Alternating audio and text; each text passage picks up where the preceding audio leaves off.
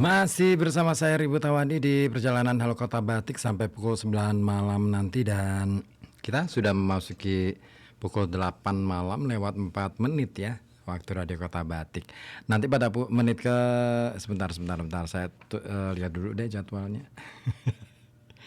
Ya, menit ke 15 kita akan simak bersama Historia Islam, cerita tentang sejarah masjid dan musola yang ada di kota Pekalongan dan sekitarnya. Ya, harapannya sih dengan kisah-kisah nanti ya yang dibawakan, kita akan semakin mencintai kota kita dan tentunya terinspirasi untuk membuat perubahan-perubahan besar dalam kehidupan kita. Nah, ngomongin soal sejarah, nah ini dia. Ada satu episode, ada satu kronik yang menarik berkenaan dengan Jakarta.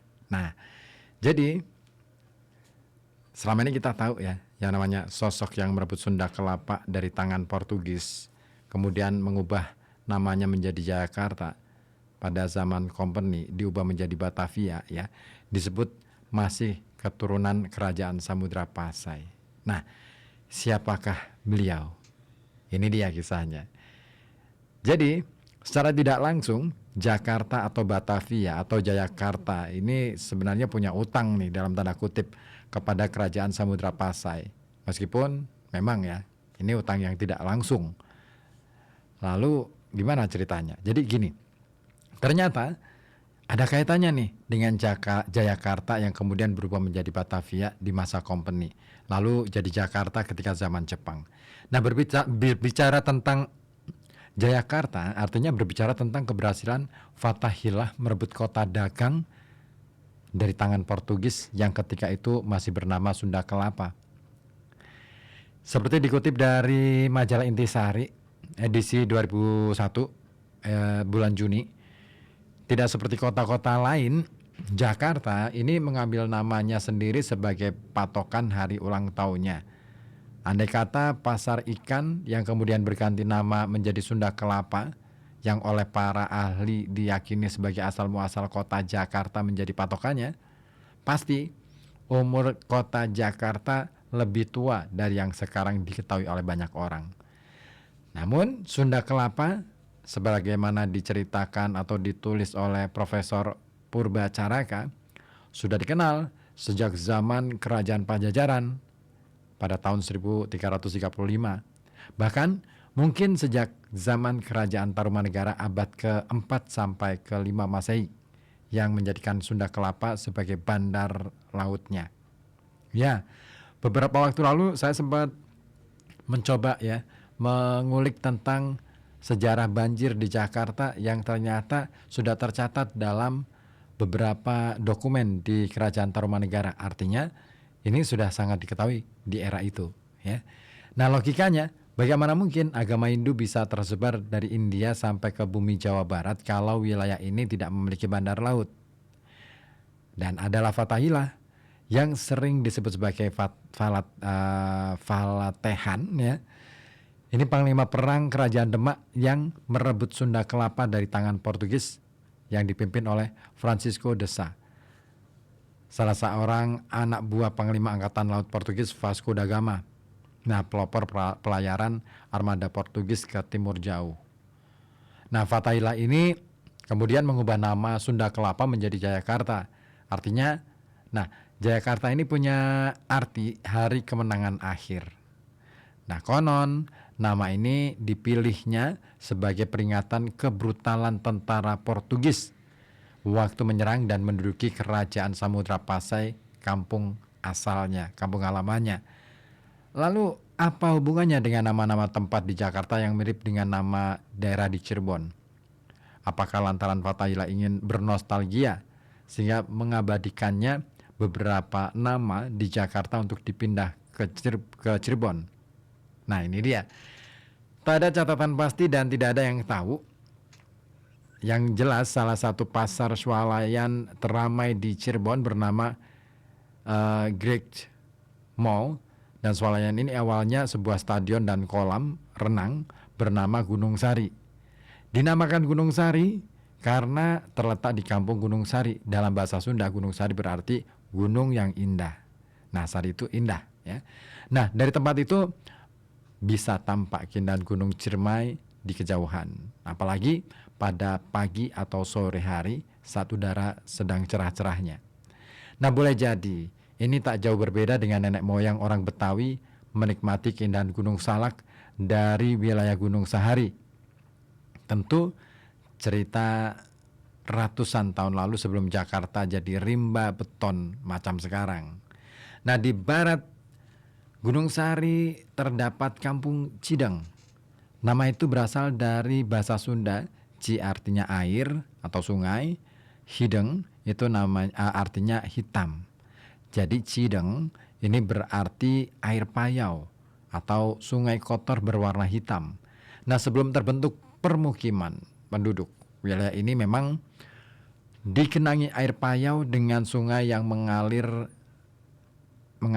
air ya berwarna hitam. Dan ini tidak jauh berbeda dengan Sungai Cideng di Jakarta yang juga berair hitam. 1 kilometer arah timur laut Gunung Sahari ini juga terdapat Kampung Keramat. Di timurnya ada Kampung Pegambiran. Sementara di selatan ada Cideres atau sungai yang deras yang mengingatkan orang pada Kalideres di Jakarta. Nah, kampung-kampung itu kini masuk wilayah kota madya Cirebon. Di luar kota Cirebon, kira-kira 6 km ke arah utara ada desa Grogol. Beberapa kilometer ke barat ada desa Cangkring. Nah, bisa jadi berasal dari Cengkareng. Nah, dari desa Grogol ke utara ada desa Srengseng. Ke arah timur kota Cirebon menuju perbatasan dengan Jawa Tengah terdapat Kecamatan Losari. Di selatannya ada Kecamatan Ciledug. Sementara di baratnya ada desa Lemah Abang. Nah, ke arah selatan kota Cirebon terdapat desa Pejaten. Ada pula desa Caracas yang mengingatkan pada nama Ciracas di Jalan Raya Bogor. Nah, sementara desa Ciniru ini mengingatkan pada wilayah elit Cinere. Bila terus ke selatan, sampailah kita menuju kota Kuningan sebagai ibu kota Kabupaten Kuningan. Sementara daerah Kuningan di Jakarta menjadi salah satu kawasan bisnis ibu kota. Kalau diadakan penelitian lebih lanjut, mungkin saja ya masih banyak nama desa di wilayah Cirebon yang sama dengan nama-nama kampung di Jakarta. Nah, sedikit tentang riwayat singkat ya, Fathahillah. Jadi di kalangan orang-orang Portugis, Fathahillah ini dikenal sebagai Valetehan. Nama itu didapat dari orang Portugis bernama João de Barros dalam bukunya yang berjudul Decades da Asia. Nah, meski begitu, asal-usulnya masih diperdebatkan oleh para ahli sampai saat ini. Bahkan ada yang menganggap bahwa Fathahillah ini adalah Sunan Gunung Jati atau orang yang sama. Nah, mengenai asal-usul Fathahillah, ini terdapat banyak pendapat dan riwayat. Salah satu pendapat yang mengemukakan bahwa Fathahillah berasal dari Pasai Aceh Utara yang memilih untuk hijrah ke Mekah setelah tanahnya dikuasai Portugis. Setelah beberapa tahun di Mekah, Fathahillah kemudian kembali ke tanah air, tetapi bukan ke Aceh, melainkan ke Jawa, tepatnya di Kerajaan Demak. Nah, selain itu, ada pendapat yang meyakini bahwa Fathahillah adalah keturunan raja dari Arab yang masih keturunan Nabi Muhammad yang kemudian menikahi putri Raja Pajajaran. Pendapat lain juga menyebutkan bahwa Fathahillah lahir pada tahun 1448 Masehi dari pasangan Sultan Syarif Abdullah Maulana Huda bersama dengan Nyai Rara Santang. Nah, Sultan Syarif Abdullah Maulana Huda ini disebut sebagai pembesar Mesir keturunan Bani Hashim. Sedangkan Nyai Rara Santang adalah putri Raja Pajajaran. Soal hubungan keluarga, memang banyak yang meyakini Fathahillah merupakan menantu dari Sunan Gunung Jati. Tapi terlepas dari perdebatan asal-usulnya, Fathahillah diakui sebagai panglima perang yang berhasil mengusir Portugis dari Sunda Kelapa. Dan para sejarawan berpendapat bahwa Fathahillah menginjakkan kakinya di Jawa pada tahun 1525, tepatnya di Tanah Sunda. Nah, kedatangannya ini disambut baik oleh Raja Sunda pada waktu itu, Prabu Surawisesa yang dikenal oleh Portugis sebagai Raja Samio. Nah, Kerajaan Sunda pada saat itu telah melakukan kerjasama dengan Portugis guna melegitimasi kekuasaannya di Sunda Kelapa dari kekuatan politik Islam di wilayah Jawa atau Mataram. Namun, Fathaillah menilai bahwa kehadiran Portugis di Sunda Kelapa ini merupakan ancaman bagi seluruh wilayah Nusantara terutama Jawa. Dia kemudian pergilah ke Demak dan mengabdikan diri kepada Sultan Trenggono, penguasa kerajaan Demak saat itu. Sultan Trenggono kemudian menikahkan adik perempuannya dengan Fathaillah, dan setelah itu Fathaillah ini diberi kekuasaan diberi kuasa untuk mengawal ribuan prajurit agar mengislamkan Sunda dan merebut Sunda Kelapa dari Portugis. Dalam perjalanannya ke Sunda Kelapa, Fathaillah ini sempat singgah ke Kesultanan Cirebon untuk menggabungkan kekuatannya. Nah, Fathaillah ini juga diperkirakan membawa 20 kapal yang mengangkut sekitar 1.500 pasukan di bawah pimpinannya. Nah, ekspedisi ini mulai dilancarkan pada tahun 1526 dan berakhir pada 22 Juni 1527 ketika pasukannya berhasil mengalahkan Portugis dan menguasai Sunda Kelapa. Setelah berhasil mengusir Portugis, Fathaillah ini mengganti nama Sunda Kelapa menjadi Jayakarta.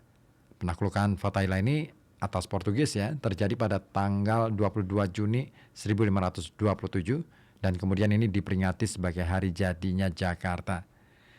Nah, sementara itu Slamet Mulyana dan Hussein Jayadiningrat, kedua-duanya adalah sejarawan, ini berpendapat bahwa Fathaillah dan Sunan Gunung Jati merupakan orang yang sama. Mereka meyakini bahwa Fathaillah ini selain sebagai penakluk Sunda Kelapa juga sebagai seorang pendakwah agama Islam di Cirebon hingga akhir hayatnya pada tahun 1570.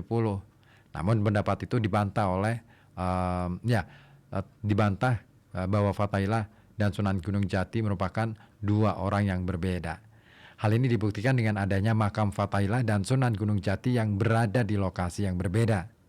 Nah, selain itu, pendapat terkait sepak terjangnya juga berbeda. Fathaillah dikenal sebagai seorang panglima perang Demak, sementara Sunan Gunung Jati adalah anggota dari Walik Songo yang menyebarkan agama Islam di Jawa.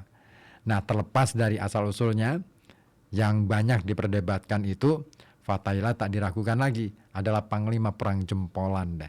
Nah, keturunan Kerajaan Samudra Pasai itu memimpin pasukan Islam mengalahkan Portugis dan merebut Sunda Kelapa, kemudian mengubahnya menjadi Jayakarta.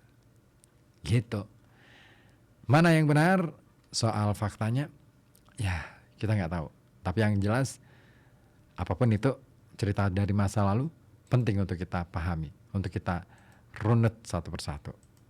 Ya, semoga aja kita dapat mengambil hikmah di balik setiap peristiwa masa lalu yang kita yakini sebagai sesuatu yang berarti. Oke, sudah menit ke-17 nih. Saatnya saya hadirkan ke ruang dengar Anda Historia Islam. Untuk edisi ini berarti keberapa ya? Edisi ke-5 ya? ke-4 ya? Ini oke, kayaknya ke-4 deh. Sebentar deh, saya lihat dulu. 4 ya. Oke deh. Oke, kali ini kita simak terlebih dahulu Historia Islam, persembahan khusus untuk bulan Ramadan kali ini dari FM 91,2 Radio Kota Batik News Interaktif. Salut.